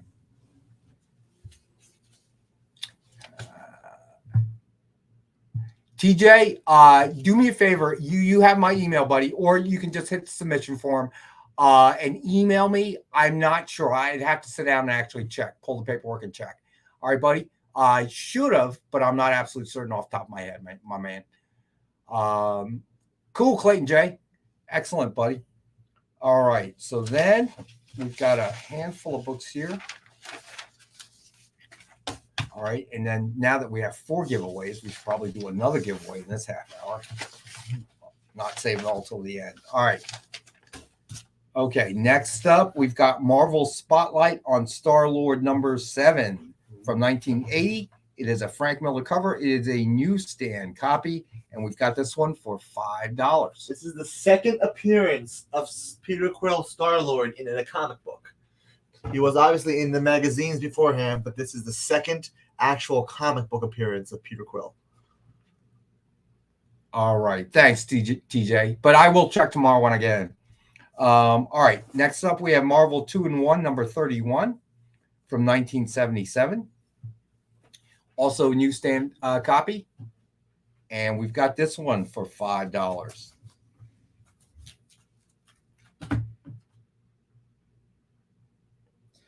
I'm not really saying anything. It's just the Thing and the Mystery Menace. You want to read the bottom? My sweetheart, my killer. All right. Next up, we got Marvel 2-in-1 number 39 from 1978. John claims 2-in-1. John claims, let me see, 2-in-1. Number 31, I'm assuming, John, since it's the only one I got to. Mike, the best offers on the giveaways are still open until 7:55, I believe. So right now, the Ken Haeser X23 is at $50. That is correct. And the Zenoscope Dynamic Forces variant, which is Grim Fairy Tales Myths and Legends number 1, with the Ken Haeser remark in the moon, is at $35. Right? Correct. Sure. Cool. John Spilios, I got you for that one too. Number 39. 2 in 139. Oh, cool. Awesome. All right. Then next up. So actually, so John, 77 is when barcodes started hitting comics. So some issues will only have barcodes in that time period. And yes, they're all, even though they're newsstand, they're not newsstands. Around 83, 84 is when the direct and the newsstand switched. So you actually want the direct versions of books from 77, 78, 79, 80 because those are a lot more rare. We're not even talking about the Whitman variants, all that stuff, just the barcodes. All right, real quick. I don't know if Ronald. Let me say a few things. One, if next Monday we have 50 people in the room at the same time, so if everybody shares it in all your fan groups, that might be a little bit hard. Labor Day. Labor Day. Okay. What's How wrong about with Wednesday? having a show on Labor Day? Okay, everybody, share this in all of your Facebook fan groups or your personal social media. Mike Asbill, GF, $40. What's GF? Grim Fairy Tales. Grim Fairy Tales. If we get 50 people, we will give away 10 $50 Virgin covers on Wednesday. So from 7 to 8, if we get 50 people in the room. All right. Gotcha, Mike Asbill. Friday's art show. He is in the lead for Grim Fairy Tales. So real quick, Friday's art show. I'm going to ask for an opinion. Alex's opinion doesn't count for no other reason than he's biased. Can you read the panels though? This is an actual production page. So, There's a lot of words. On Friday, read fast. We are going to be selling Power Pack. Is it 23, 29 pages? Now, Robbie, this is before your time, I'm pretty sure, but this was the controversial issue where a kid pulled out a gun on one of the Power Pack members in high school. Huge. That's going to be on sale Friday. Really Maybe cool. Dan Green, Doctor Strange pages. This Huntress page by Joe Staten. Any D-listers. Jay, can you drop that? No, Marvel 2-in-1? Jay's having connectivity issues. Oh, okay. So at the moment, that's all we can. All right. So you're gonna have to bear. These are for my personal collection. These these cover recreations. Mike DiCarlo, Green Lantern 40, tying in with Crisis on Infinite Earths. The first time you see the hand reaching out. I'll take that one off your hands. Avengers number 11 with Spider-Man. This is Doug Hazelwood. Flash. This is the D-lister. 151 with Golden Age Flash by Mike DiCarlo. And Flash 139 with Reverse Flash. Which one of these should I offer on Friday during the original art experience? Green Lantern, which is Alex's choice. I was kidding about his choice not counting. He gets that choice. Avengers with Spider-Man, Flash 151, or Flash 139. What's the vote? I vote for Green Lantern. You got 2 votes for Green Lantern so far. 3 votes. Don Johnson says Green Lantern. Someday I'll find a way to afford OGR. Officially, unofficial geek, these will be affordable. They will be absolutely affordable. Looks like Green Lanterns. We got 1 Flash. So, and plus, officially unofficial geek, I always do 20% down, and the rest within 60 days.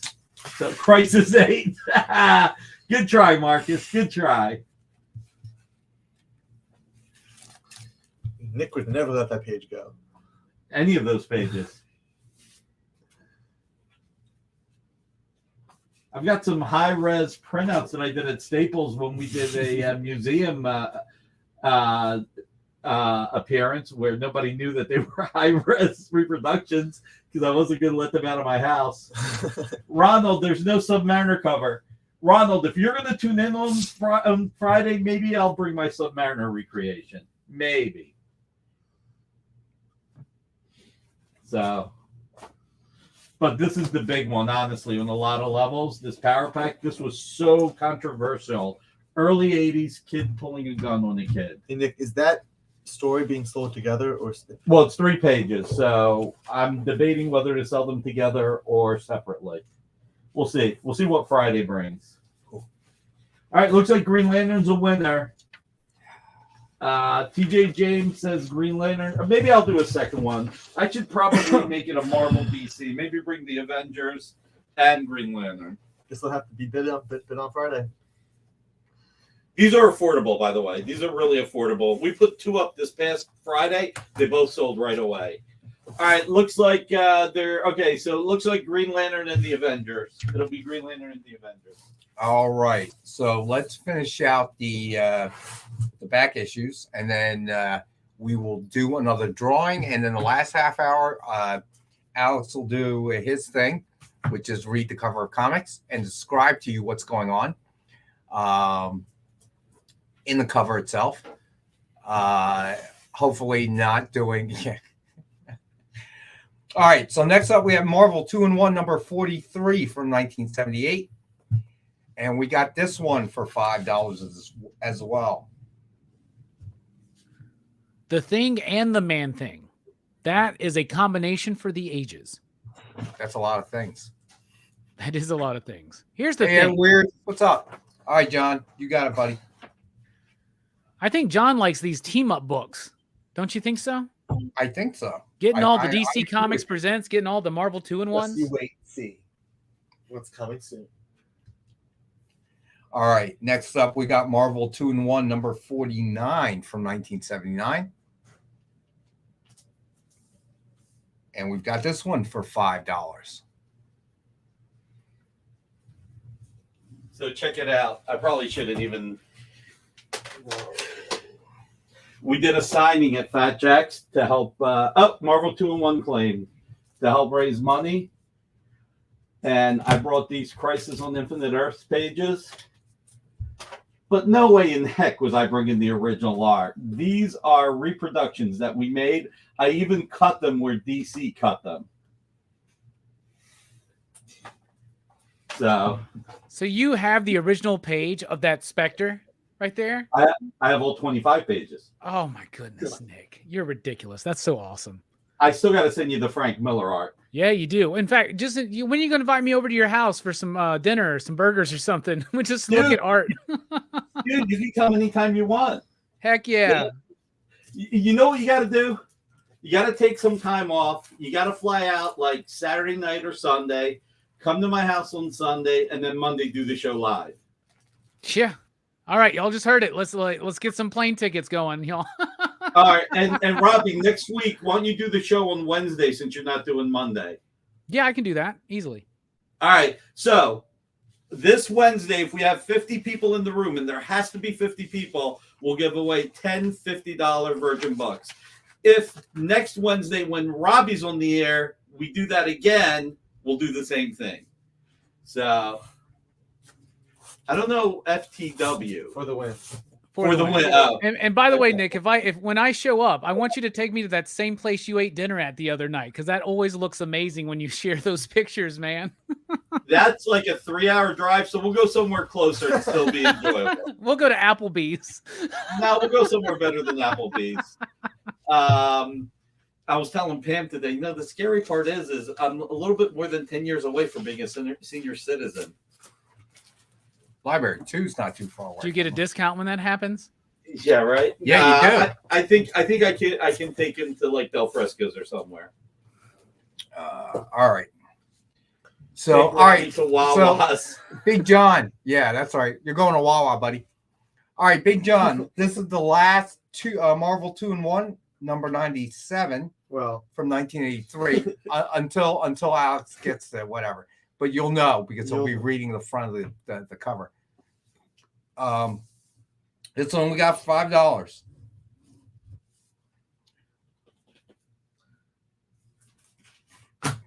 It's a dope cover. I like how Iron Man's like, "Don't worry, buddy. I'm gonna come help you." All right, these are actually some fun ones. All right. So we've got Peter Porker, the Spectacular Spider-Ham #1 from 1985. Newsstand. $10 copy. And we've got it for $10. I believe this is the second appearance of Peter Porker. The first appearance being his Marvel Tales. And it's got Doctor Doom in it too, as well. Oh my God, this is so cool. I don't have a #1. Dwayne does though. Number 55 of what? All right, Dwayne's a pain. You got it. Oh, that's a golden cover? That makes sense. That's cool. Just issue 1.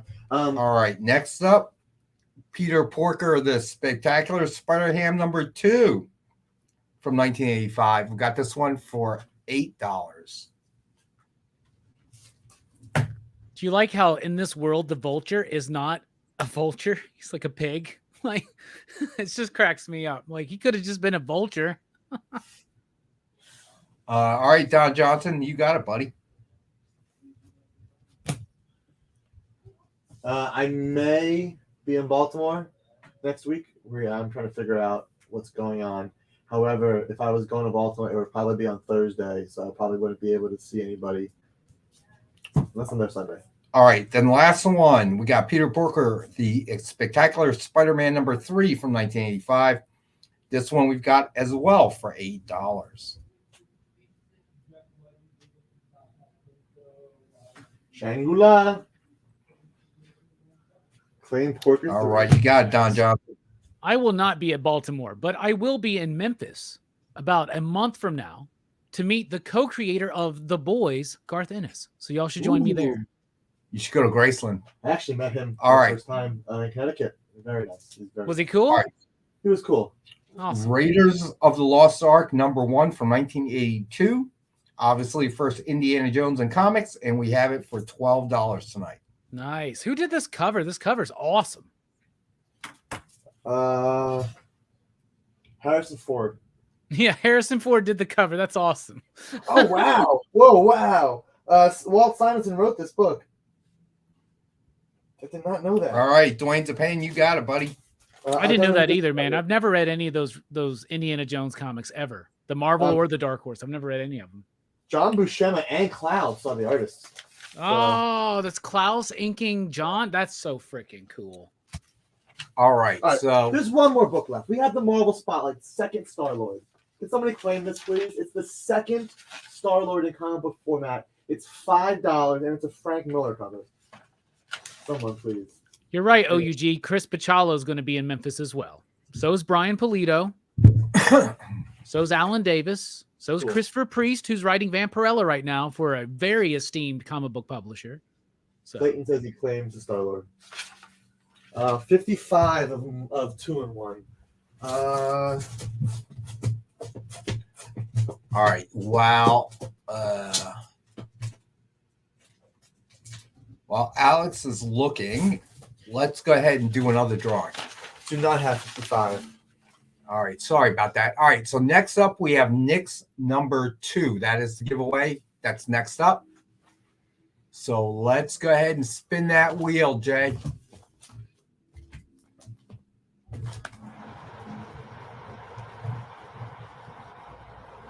Where do you put the next two? Do you have it? John. Yeah. Filio. John. Big Nice. John. All right. Cool. All right. So we're going to go ahead. Let's see. Sarah S. Hey, thanks for joining us. All right. So we're gonna probably go to our next break in a minute. When we get back, we will let Alex do his thing, and then we will also do the last two drawings. Keep in mind, we still have the giveaway. We still have the best offers still going on these 2 books. Yeah, you know what? Let's recap. You know what? When we get back, we'll recap the best offers. So those are still open. So, Jay, whenever you're ready, buddy.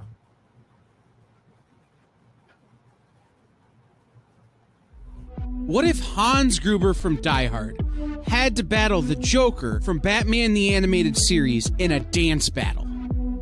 Or who would win in a race between Baby from Baby Driver and Snidely Whiplash? If Austin Powers and Shrek found themselves in a hot dog eating contest, who would emerge victorious? These are the questions we talk about on Nerd Killer Warfare. Debate the most absurd questions you've ever heard in popular culture. Register now by scanning the QR code or visiting bit.ly/EXP casting. Imagine being at a convention and going to an interview panel that's just for you. No bustling crowds, no hours-long lines, just you, the moderator, and your favorite comic book creators. Well, this is pretty much that. Miss Jen sits down every week with 2 comic book creators for a live stream interview about their latest work, and you can ask them whatever you want. It's Talking Shop, Mondays at 5 Eastern on The Experience, Comic Culture and Sales. Comic Collectables is a pretty straightforward show. You got Rex here, he sells the comics, and you got Rockin' Robbie, he knows about the comics. And finally, John, well, no one really knows what John does. I mean, don't get me wrong, he's a great guy, but he just keeps showing up. Come to think of it, I don't even really know how he gets in here. Anyway, awesome comics, rare books, rarer signatures, slabbed books, and amazing cover sketches by Ken Haeser and others. Simple formula, you want the comics, you buy the comics. To sum up, Rex sells the comics, Robbie knows the comics, and John, who might possibly be a ghost. I mean, seriously, has anyone ever seen him show up or leave? Comic Collectables with Rex and John, Mondays from 6 to 8 Eastern on The Experience, Comic Culture and Sales.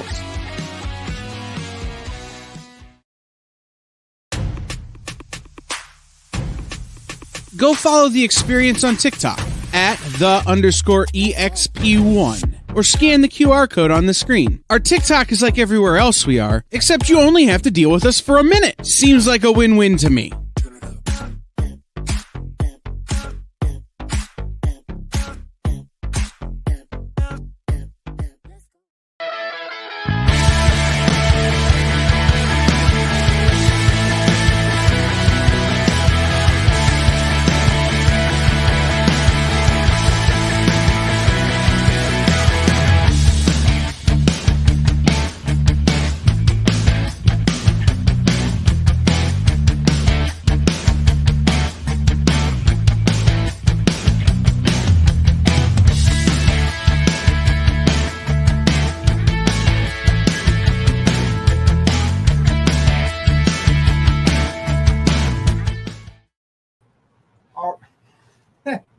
You all right, Rob? Yeah, I'm just excited to be here, man. Aren't you? I can bring my trank gun over to your house, too. Yeah, go for it, brother. Clayton, actually, Discord is a thing. The Experience does have a Discord. And we're trying to build that community, too, actually. So check us out on Discord. That's weird. Jay, did you see what Clayton Jay just posted? Yeah, he just responded. Okay, good, cool. All right, thank you, Jay. We'll get that worked out for you, buddy. All right, so let's recap real quick the 2 best offer books. All right, so one is X-23, number 1, signed with X-23 cover sketch by Ken Haeser. Currently, our buddy Don Johnson is in the lead at 50.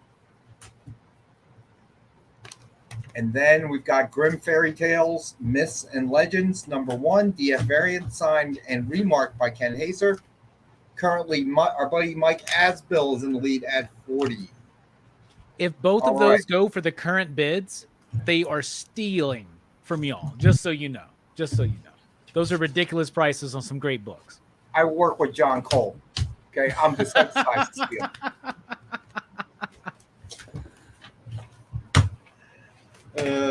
I'm just saying those are unbelievably low prices for those books. Y'all should. No, I know what you mean. But nobody gets better prices than John Cole. That's true.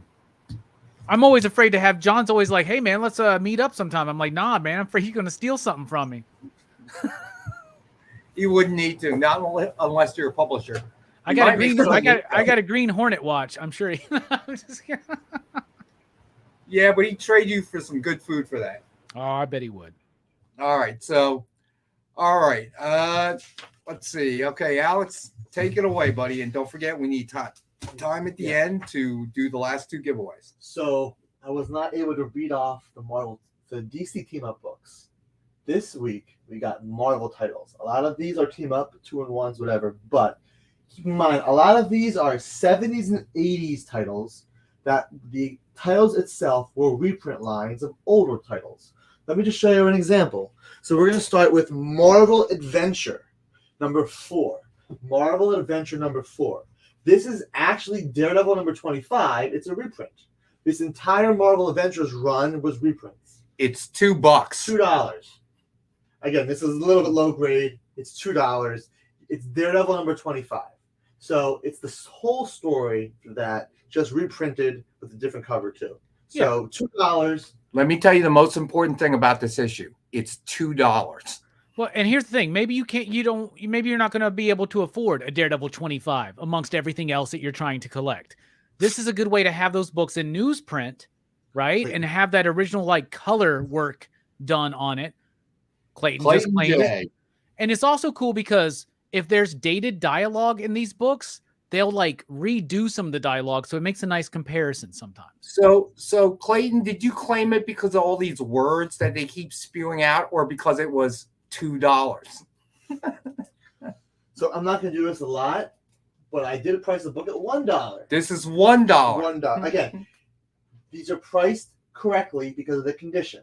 Normally, I wouldn't even bother showing a $2 or $1 book, but these are good reads. So just because it's damaged, there's some water damage on this one. He's already got it. He claimed it. But it's $1. So all right. I was going to be like Stiltman. That's all you need to know. Stiltman, $1. Come on. I would pay Alex $1 to make him stop explaining. So this book is a bargain. Okay, at $1. So the next title is not a reprint title. It's just Marvel Comics Presents. Marvel Comics Presents. All these stories featured Wolverine and another character. What these issues I'm about to show you are known for is that these have wraparound covers as opposed to being a flip book. So all these covers have a beautiful back cover image that goes with the first cover. And this is Marvel Comics Presents 60, which is Hulk and Wolverine for $4. These Marvel Comics Presents books are so good because they would have sometimes 4 stories in each one of them. And sometimes some of the biggest artists of the 80s and the 90s got their start doing these little shorts in Marvel Comics Presents. Some great stuff. Jay Lee started there. He did this Colossus story, I believe. Fantastic stuff. I mean, just from a standpoint of story content, there's 4 stories in every single one. So here is number 61, which is a great Hulk Wolverine cover, and it's $5. Number 61. Again, a wraparound cover. $5 for 61. That'd be a nice run to put together. Marvel Comics Presents. You'd have Weapon X. You would have early work from so many great artists. That's really cool stuff. This run ended right before the Weapon X books, so unfortunately I did not see them. But those are the best books on the run. But speaking of Weapon X, we do have Ghost Rider in Wolverine's eye. If you like close-up of Wolverine's face, this is it. Number 64, $4. Cover on the back, FF and Blade. 64 for $4. And to go with that, we have 65, which is Wolverine and Ghost Rider fighting, actually. Star Fox, Invisible Woman, and Invisible Girl on the back. So this is this stuff's from the 80s, right? Yeah, this would have been this would have been 88, 89, and the 90s. Right? So this is before Danny Ketch. So that's Johnny Blaze Ghost Rider. Yes. Oh, that's awesome. Because they're crossing over right now in the pages of Marvel Comics. Yes.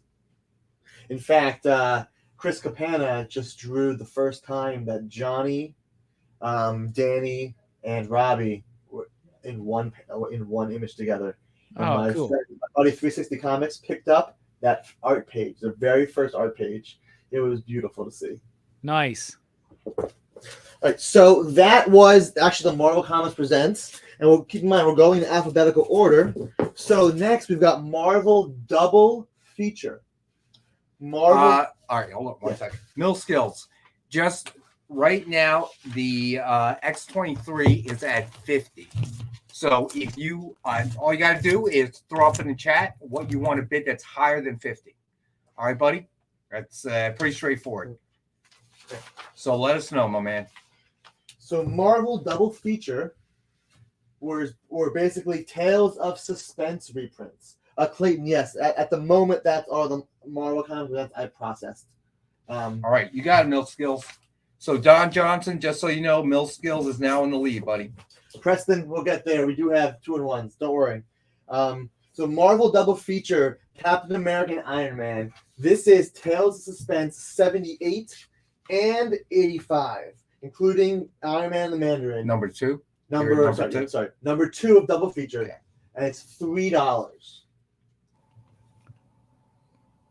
Great way to get newsprint copies of early Silver Age books that maybe you just don't have in your budget. All right, Clayton J is claiming Double Feature number 2. Cool. Now, Clayton, I need you to put those claims in before he starts to talk, okay?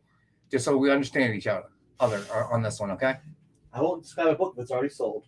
Yeah, I would.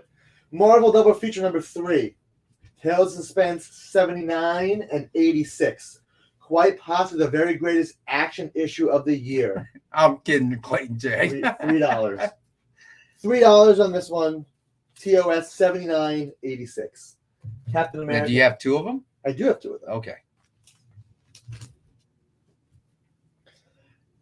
Number 5 of Double Feature, The Red Skull Strikes Again. This is Tales of Suspense 81 and 88. And this one's got a Red Skull cover. $5 on this one.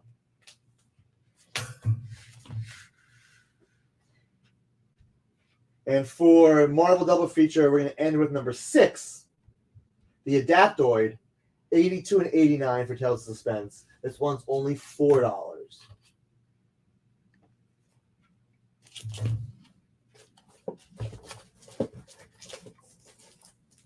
All right.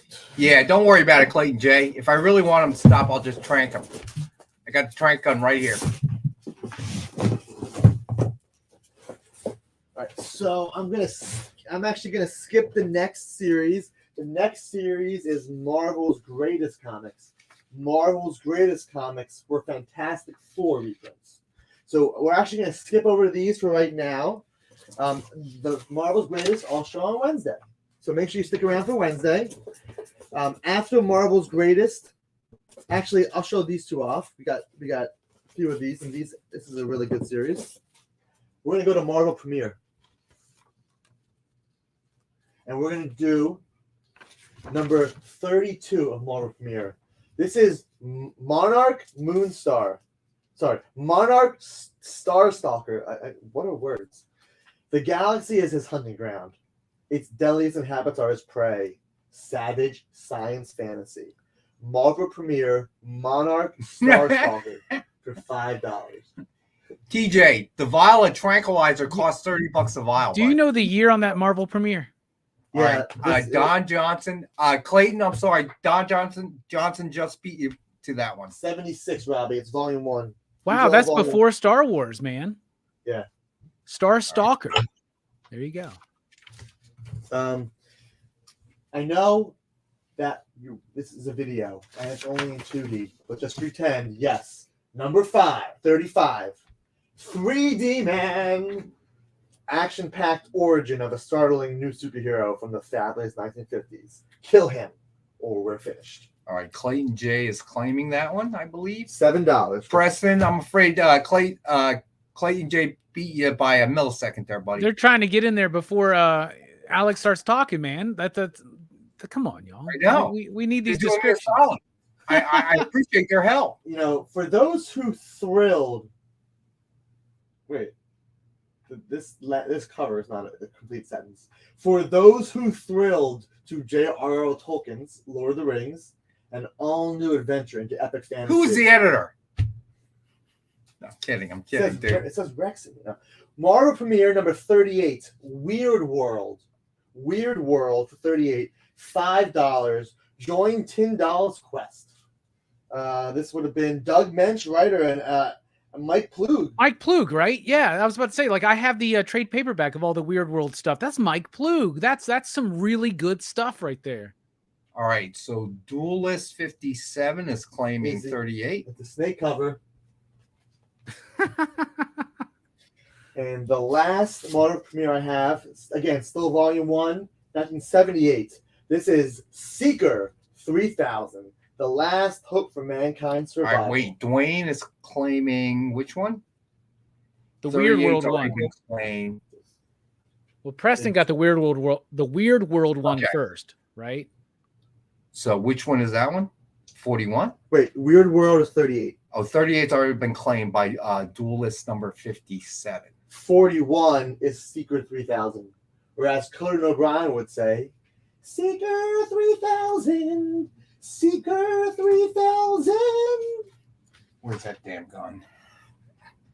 So $4 for this one. $4. Seeker 3000 just goes to show you that not every Marvel idea has stood the test of time.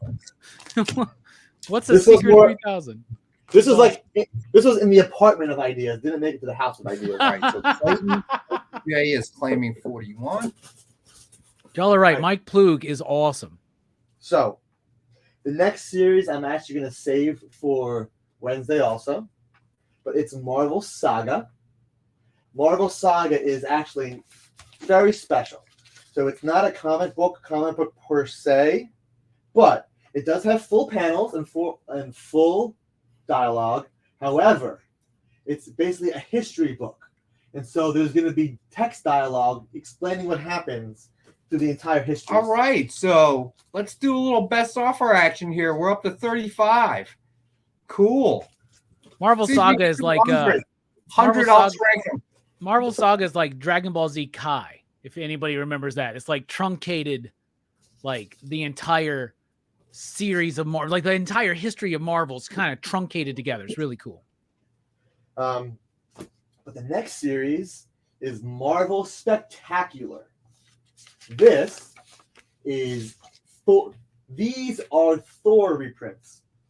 So this is number 4, Marvel Spectacular, and this reprints Journey in the Mystery 119 and Thor 133, Ego the Living Planet, for $7.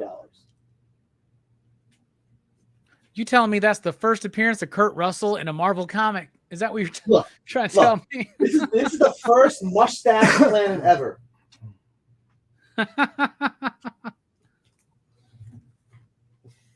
The next issue is number 7, Thor 136, and Journey in the Mystery 122, To Become an Immortal. This is $5 for these 2 Thor stories in one issue.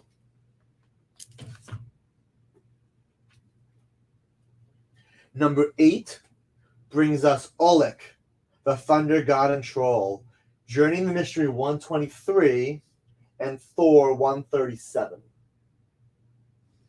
Number 8. It's classic stuff right there, y'all. The next cover is so classic. Look at that. They've never done him in the movies yet, have they, Ulick? They haven't done him in the movies yet. Correct. Right? Yeah. There are rumors right now about Thor 5. I don't know if y'all heard about those, but there are rumors about Thor 5 right now. So that's why Venom 3 and all that stuff's going crazy at the moment. This is No Time to Change the Thunder God. I'm helpless, trapped in the clutches of. Is this 9? The Demons Below. Yeah, number 9. Okay. Which is Journey 124 and Thor 138. Oh yeah, no. If my boy's not in that movie, do you have a movie with Stormbreaker without Beta Ray Bill? Like, no, you've already done it wrong. Well, maybe we're fortunate because maybe Beta Ray Bill would have been treated like Warlock. You never know. As much as I love Guardians 3. You know, there was enough space in the last movie. You had the screaming goats. So, yeah. Best not talk about Thor Love and Thunder, right? Love and Blunder. Well, this Thor to die like a ghost. This is Marvel Spectacular 10, which is Thor 139, and the last issue of Journey to Mystery 125. So this is number 10. No, I was going to say Rex would buy that if it was Death Like a Goat or Death of a Goat. He would buy that. In a heartbeat. Yeah. Well, we've got the Growing Man. I mean, aren't we all growing men? Some of us more so than others. I'm tall. Oh, look at that. We just lost about 100 viewers. Marvel Spectacular number 11. Thor 140 and Thor 126. $5.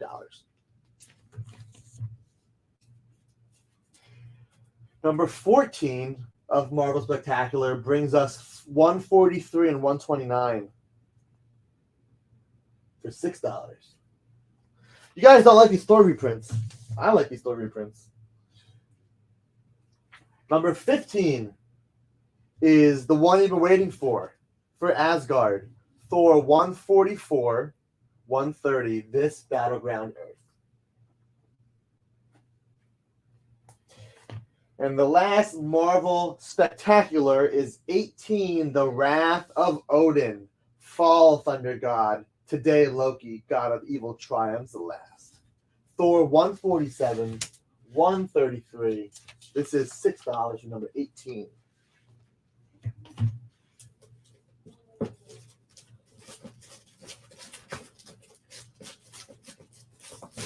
OUG's getting X-rated in the chat.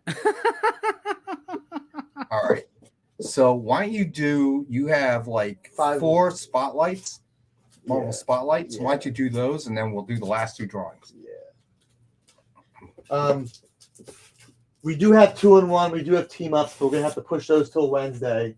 So we're gonna go with the Marvel spotlights before we go. These are not reprints. These are all single issues. This is Marvel Spotlight Volume 1, number 30. Fandral, Hogun, Volstagg, The Warriors 3. Very cool. And actually, speaking of people, Volstagg, the actor, that was Ray away. Stevenson. Yep. Yeah. So I don't think many people knew that he was Volstagg. But Warriors 3 in their own title for $6. That's Marvel Spotlight 30. He was just in Ahsoka, right? That was his last performance, I think, before he passed. He is very like ominous and stoic in the show. Very nice. Very good. And he's Punisher too. He was Punisher in Warzone. Yeah. Yes. One of those movies. One of them.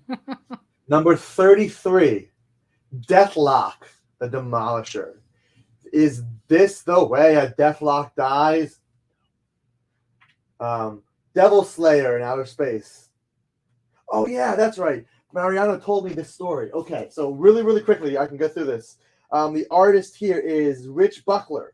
Rich Buckler's character was Demon Hunter, I believe it was. All right, Clayton J. In Atlas. Claiming 33. I think it was Atlas. But this story continues that story arc. So it ended in an independent comic. Rich Buckler comes in here, brings his own character in, changes it very slightly, but just continues that story. So this is a very famous issue, and we have one more copy left, $5 each. It's really cool.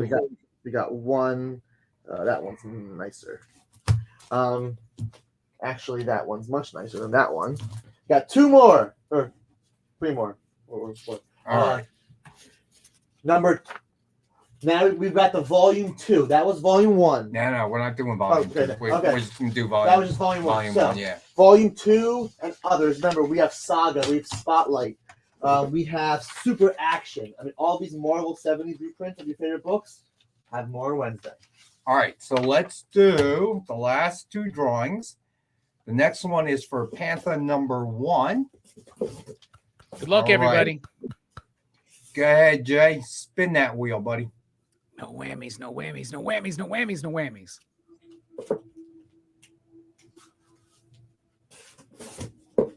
Easy Go Lucky, what's up? Nice. Congrats, buddy. All right, so Easy Go Lucky is the winner of Panther number 1. Now we're drawing for Purgatory number 3. Purgatory is a great book too.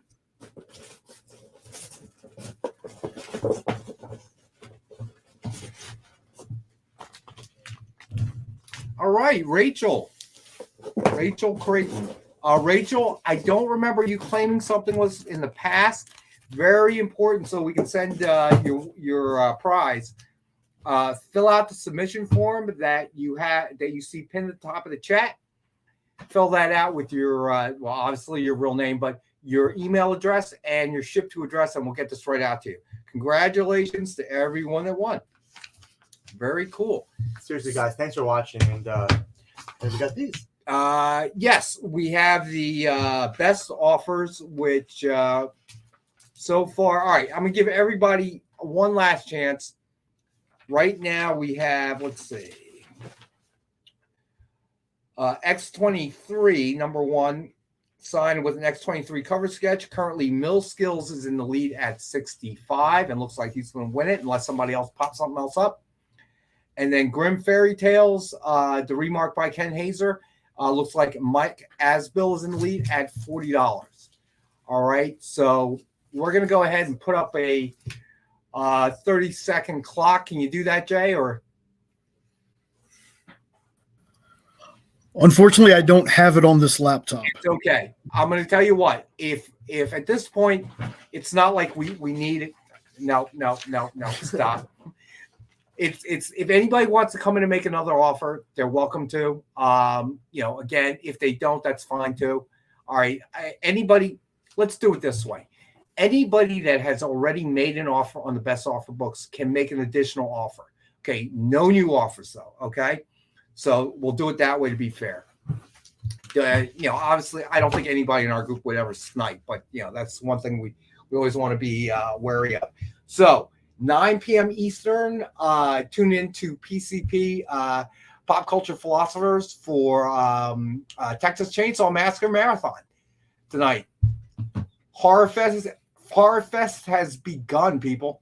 Yep, it's underway over 2 months of nothing but horror movie reviews across 3 channels, so we got you covered. Tonight, all 9 Texas Chainsaw Massacre movies reviewed and rated. And Jay, what do we got coming up on the XP tonight? So we're going to take a little break after this show, and then we're going to have the Devil's Advocates with Bronze Age Nerd and Kyle, and they're going to be talking about should comics have an agenda? So very spicy topic.